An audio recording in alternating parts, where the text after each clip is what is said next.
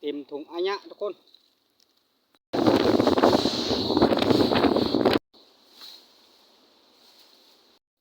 ล้างแรกทุกคนมาไปแล้วทุกคนเลยล้างแรกเขาจำน้ำทุกคนเขาจำน้ำ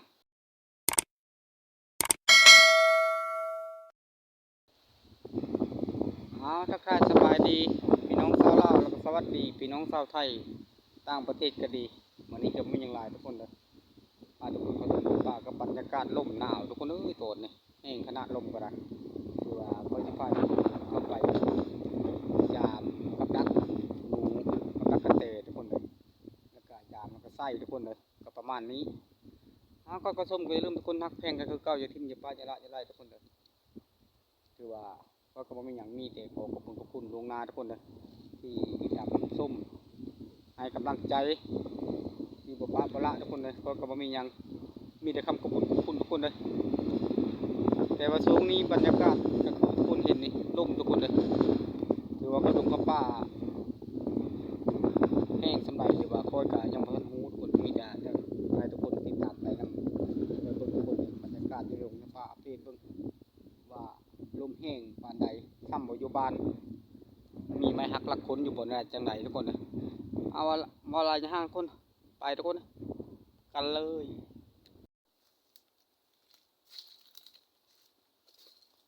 โอ้ตัวทุกคนเลยกระปุกลมแห้งทุกคนไม้จุดหักทุกคนเลยไม้เปยทุกคนเลยหักโปธรรมดาทุกคนหักมาทุกคนปลายคนละทุกคนกระปุกลมทุกคนเลยหักสวยไม้ทุกคนเลยโอ้ตัวลึกดีดอกลมนี่ก็ได้นายานนักโกดีทุกคนเลยกายจะเป็นพายุทุกคนเลยกายจะเป็นลมปีกายจะเป็นลมพายุทุกคนเลยโอ้ตัว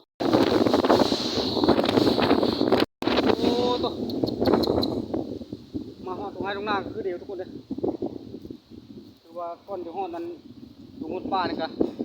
ยานตะลุ่มทุกคนเลยเฮงอะไรทุกคนเลยแรงมากๆทุกคนนักโบทุกคนถือว่าล่ากับไปยามกระเล็บทุกคนเลยยามกระเล็บใส่กระเล็บทุกคนนี่ล่ะถือว่าไปกับบรรยากาศลุ่มทุกคนโอ้ยลุ่มก็แห้งคือเห็นทุกคนเลยก่อนจะถึงกระเล็บกับธรรมดาถึงอันกับดักกับกระเล็บมันก็ทุกคนเลยไปกับสายลุ่มทุกคนเลยอุ้ยลุ่มก็ลุ่มแห้งทุกคนเลยมันบอกไปกับไรคือเอาทุกคนเลยประมาณนี้แหละเล่าก็ไปใส่ผู้เดียวเล่าค่อยก็ไปผู้เดียวค่อยว่าไงซะมาเป็นภาษาผู้ไทยทุกคนเลยไม้หักทับทางเลยทุกคนเอ้ยปั่นโอ้ยทุกคนเลยดูลมแห้งทุกคนเลยในทางเว้นแล้วทุกคนโอ้ตัวเอาแห้งเหรอนี่นั่งทางทุกคนเอ้ยทางทุกคนเอ้ยบนทางไปไม่ได้ทุกคนเลยตะกระพูดทุกคนเลยลมพัดเทงเล่าทุกคนจนว่าบ่มีบอลอยู่เล่าก็เลยมานั่งอยู่นี่ทุกคนเลยนั่งสารคลองอยู่นี่ประมาณนี้ทุกคนเลยโอ้ลมทุกคนเอ้ยแห้งกันเลยเล่าก็นั่งสารคลองเห็นอะไรลมสภาพอากาศทุกคนเลยบ่มีผู้ใดเต่งขึ้นมาว่างั้นซะเองเล่าก็ปืดละทุกคนเลยโอ้ทุกคนเลยนั่นคือส่วนพื้นเบล่าทุกคนพื้นเบล่ากับจักสิไปเมื่อไหร่ลมพื้นเบนี่ ลมแห้งกว่าละ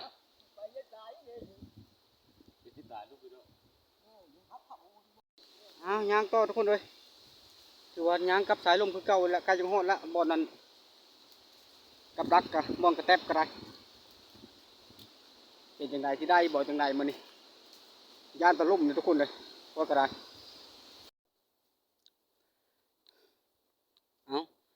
ถือว่าเล่าไปทางนี้พอกับแวะทางนี้ทุกคนเลยกับประมาณนี้แหละอยู่หอดบนยามกับดักกันเล็บทุกคนเลยลุงก็ชมทุกคนนะมานมาจังไรกัน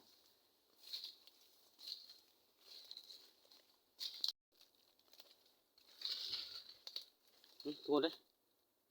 เอาเลยทุกคนเอาเลยทุกคน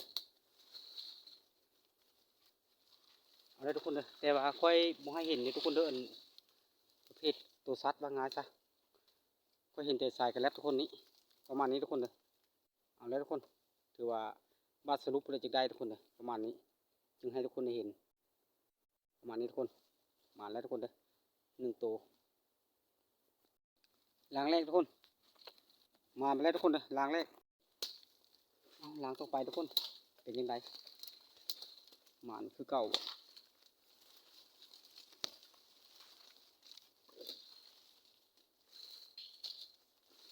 โมไม่ไล่ทุกคนประมาณล้างนี้ทุกคนนี่ทุกคนมันต้นมันนั้นทุกคนเลย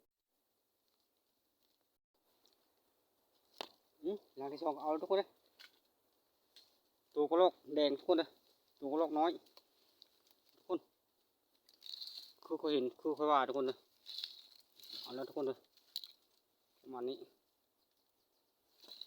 สรุปก่อนจะให้ทุกคนหูว่าได้จากโตทุกคนเลยประมาณนี้ทุกคนเลยร้านนี้ร้านพลาดทุกคนเลยประมาณนี้ผมไม่ไล่ร้านนี้ทุกคนเลยร้านบุติกทุกคนผมบริร้านทุกคนเขากินเยอะเองทุกคนประมาณนี้เป็นจะได้ร้านนี้คือว่าเข่งทุกคนเลยเอาแล้วบริไรเอาเลยทุกคนเลย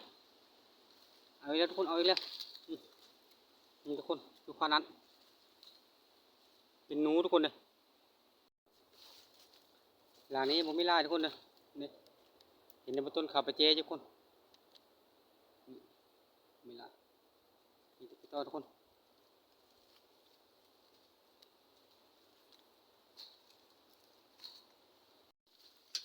ร้านนี้ทุกคนเลยเป็นยังไงร้านนี้ก็ได้หมานบ่ผมไม่ไล่ทุกคนร้านนี้เอาเยอะไปกินแต่โบราณทุกคนเลยมันนี่ทุกคนเยอะไปแล้ว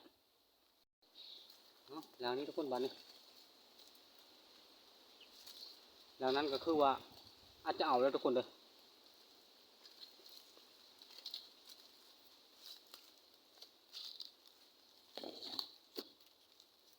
บ่ได้ทุกคน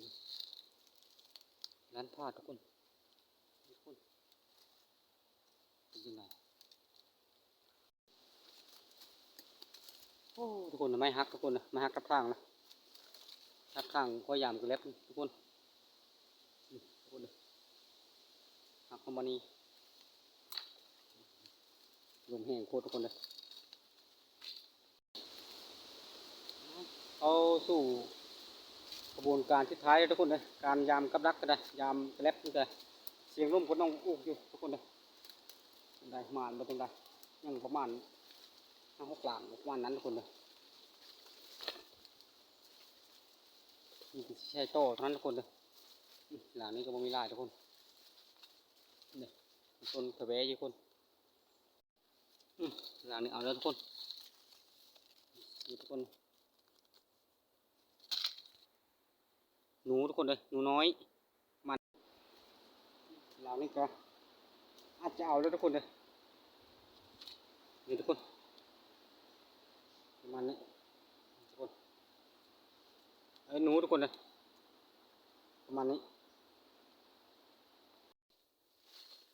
หลังสุดท้ายทุกคนเลยไม่มีลายประมาณนี้ทุกคนเลยถือว่ามีแต่ไส้ระบำทุกคนเลยมีแต่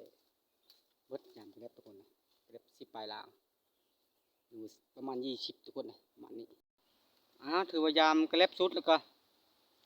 ถือว่าห้างโตทุกคนบาทนี่ไปห้างกระเล็บโตห้างกับดักโตทุกคนเลยเต็มถุงอายะทุกคนประมาณนี้ทุกคนเลยกระเล็บก็ได้หลายเติบนักเติบทุกคนเลยคือว่าเวลาเขาไปใส่ก็บางที่ก็ค่อยถ่ายเป็นระยะทุกคนเลยแต่ถ่ายหลายก็ยัน เหงาทุกคนว่าง่ายซะเอาไปตามบรรยากาศนี่นะทุกคนนะเต็มถุงอันเนี้ย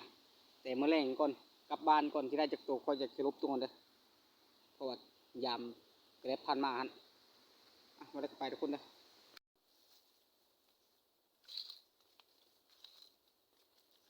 โอ้ทุกคนเอ้ยมาหักกับทางระบาดเนี่ยเต็มทางอันเนี้ยทุกคนโอ้ให้ถึงไหนบ้านทุกคนรอดไปทุกคนเลยประมาณนี้แหละรถมานี่ทุกคนเลยยางโป้ทุกคนกว่าลมแห้งกว่าทุกคนเอ้ยโอ้ตัวทุกคนเอ้ยไม้ไม่จี้ทุกคนจี้ทั้งคนทุกคนประมาณนี้แต่ว่าภาพมันจะโม่อาจจะเห็นปันไดทุกคนเลยโอ้ตัวลมแห้งโพทุกคนเลยนี่ทุกคนหักไม้บักใหญ่ทุกคนหักละหักสายเฮ็ดลมทุกคนเลยโอ้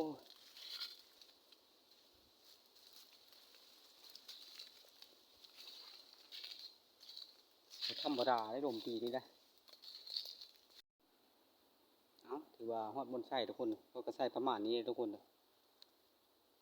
ถือว่าบางอันพวกบางหลางพวกก็ยังบ่ได้ถ่ายทุกคนเพราะว่าประมาณคนเดียวทุกคนเลยประมาณคนเดียวก็เลยถ่ายเอาเป็นบางขั้นบางตอนทุกคนประมาณนี้เอาไปต่อทุกคน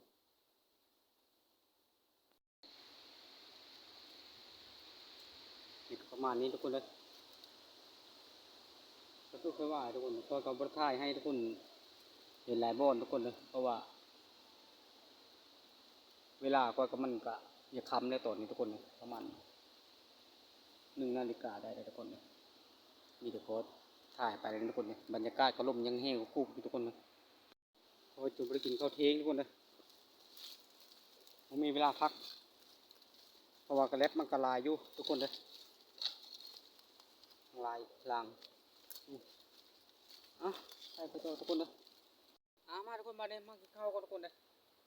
กินข้าวจำนำทุกคนเลยเพราะว่าผมมีเวลาลืมแจ้วมาทุกคนเลย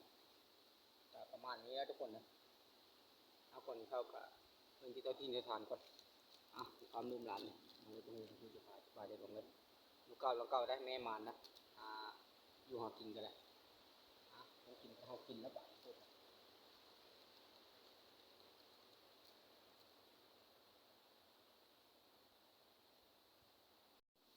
หลังจากที่เข้ากินน้ำแล้วก็ถือว่าคลิปนี้ก็มาจบจะมีทุกคนเลยถือว่าได้กระรอกทุกคน2 ตัวประมาณนี้แล้วก็หนูทุกคนเนี่ยหนูทุกคนหนูทุกคนนะรวมแล้วก็5 ตัวทุกคนประมาณนี้ทุกคนเลย